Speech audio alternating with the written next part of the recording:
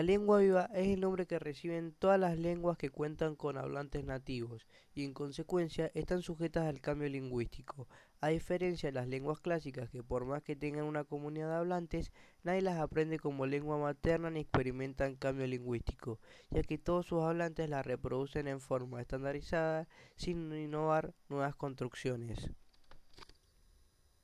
La península ibérica antes de la llegada de los romanos se encontraba habitada por pueblos que tenían una cultura y una lengua propia. Como lo muestra el mapa, entre otros pueblos se encontraban los celtas, los vascos, los íberos, griegos, fenicios, cartagineses y griegos. Este periodo anterior a la llegada de los romanos se conoce como periodo prerromano. Después de la invasión romana se impone como idioma oficial el latín vulgar que era usado por los soldados.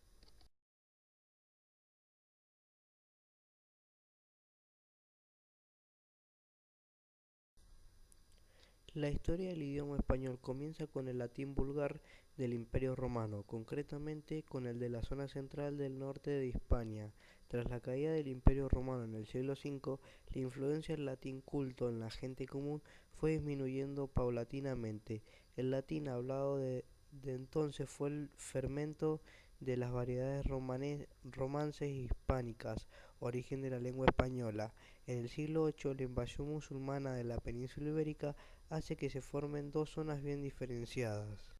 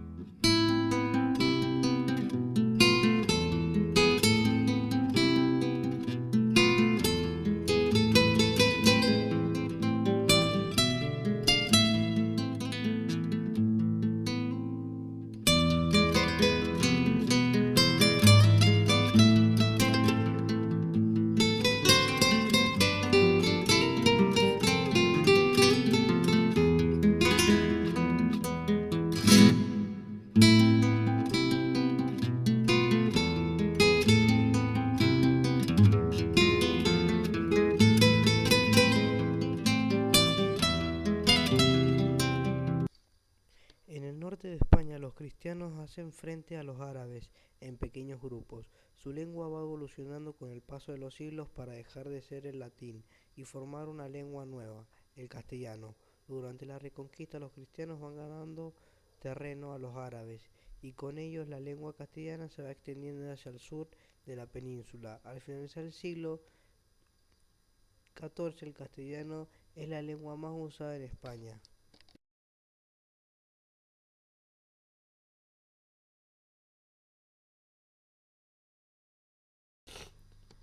Según parece, el castellano nació en la parte norte de Castilla, en una zona comprendida entre Cantabria y los Burgos. A la vez que el castellano y debido a diferentes evoluciones del latín, se desarrollaron otras lenguas que se extienden frente a la denominación árabe. El vasco, en cambio, permaneció aislado y sin alteraciones en el paso de los siglos gracias a su situación geográfica.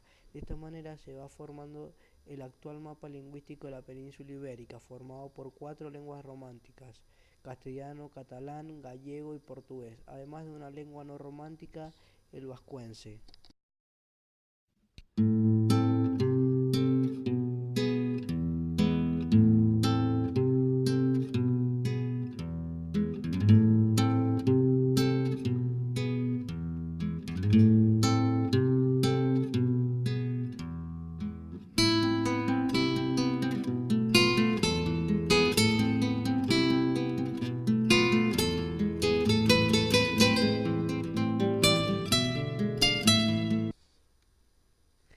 El Cantar del Mioncid trata del tema complejo proceso de recuperación de la honra perdida por el héroe, cuya restauración supondrá una honra mayor a la de la situación de partida.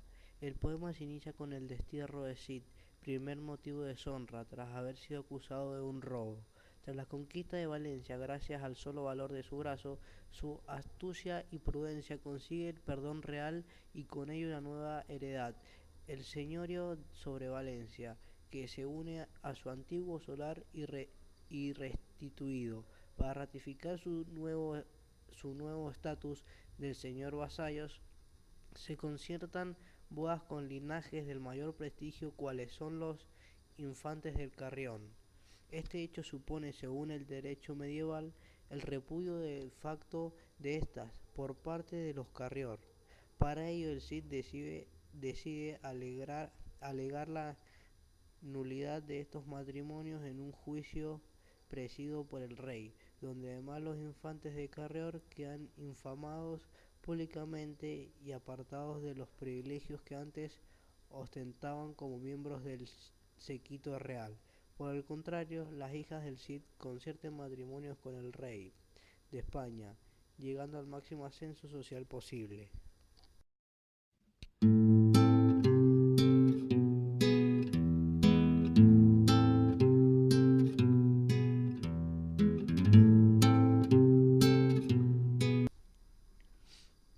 Don Quijote de la Mancha es una novela escrita por el español Miguel de Cervantes Saavedra, publicando su primer parte con el título del ingenioso hidalgo Don Quijote de la Mancha a comienzos de 1605. Es una de las obras más destacadas de la literatura española y la literatura universal, y una de las más traducidas. En 1615 aparecería la segunda parte del Quijote de Cervantes, con el título El ingenioso caballero Don Quijote de la Mancha. El primer capítulo de Don Quijote de la Mancha dice que en un lugar de la Mancha vivía un hidalgo de unos 50 años, que era de complexión recia, seco de carnes, enjuto de rostro, gran madrugador y amigo de la casa. En su casa tenía una ama que no pasaba los 40 años, una sobrina que no llegaba a los 20 y un mozo de campo. A este hidalgo le gustaban mucho las novelas de caballería, y su escritor favorito de novelas era Feliciano de Silva. Debido a estos libros de caballería se volvió loco y decidió hacerse caballero andante y viajar todo el mundo con sus armas a caballo en busca de aventuras que había leído en los libros de caballería. Lo primero que hizo fue limpiar las armas de sus bisabuelos y después fue a ver el caballo que le puso de nombre Rocinante.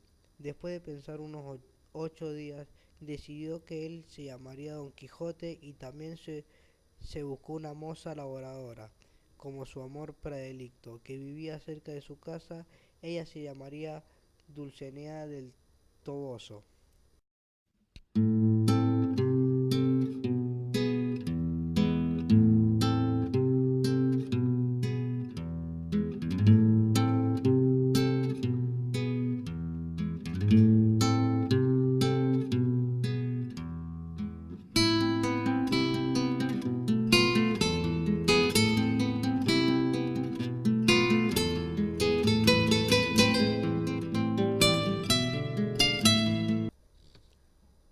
En la actualidad es difícil encontrar en páginas de internet el uso de la ñ.